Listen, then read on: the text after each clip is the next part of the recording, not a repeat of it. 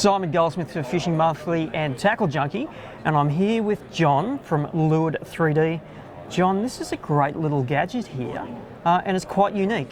For those who may not be aware, it's 3D printed. Absolutely, yes.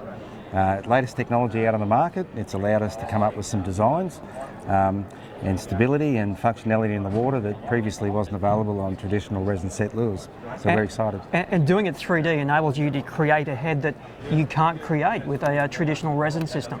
Absolutely right. You'll notice the curvatures, particularly in our Venturi designs. These are simply not able to be produced on injection moulding.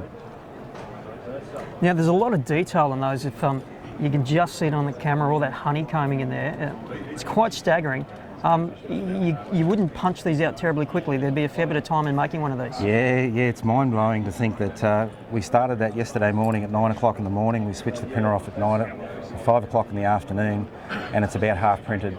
So anywhere between 20 to 22 hours to actually turn out a single head.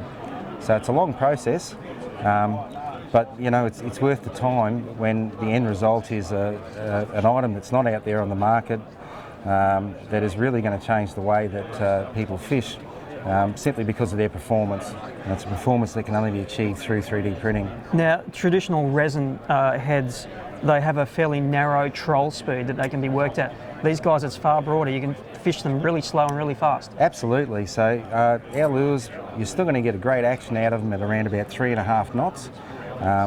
And you can even crank it up to guaranteed 15 knots, and in some conditions even beyond that. So suddenly the scope of pelagic that you're targeting, it's pretty much anything that swims in the sea.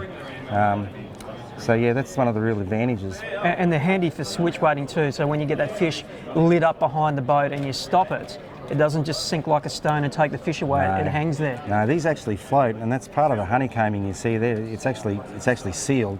So because they're full of air, they'll float. And the buoyancy actually gives it an action as slow as 3.5 knots.